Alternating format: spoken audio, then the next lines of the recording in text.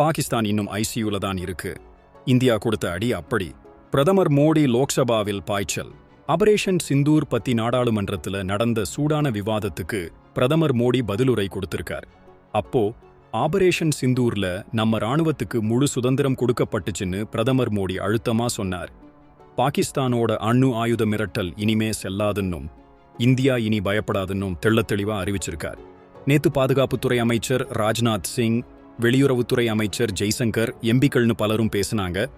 இன்னைக்கு காலையில உள்துறை அமைச்சர் அமித் ஷா ஆபரேஷன் சிந்தூர் பத்தி விளக்கினாரு.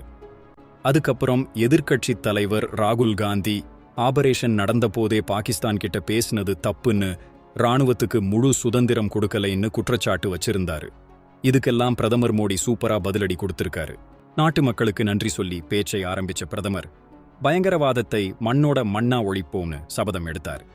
பஹல்காம் தாக்குதல் கொடுமையின் உச்சம்னு சொல்லி பயங்கரவாதிகளுக்கே ஷாக் கொடுக்கிற அளவுக்கு தண்டனை கிடைச்சிருக்குன்னு சொன்னார். முக்கியமா பாகிஸ்தானோட ஏர்பேஸ்கள் இன்னும் ஐசியூல தான் இருக்குன்னு பிரதமர் சொன்னதுதான் அல்டிமேட். என்ன நண்பர்களே, பிரதமர் பேச்சு எப்படி இருந்துச்சுன்னு கமெண்ட்ல சொல்லுங்க.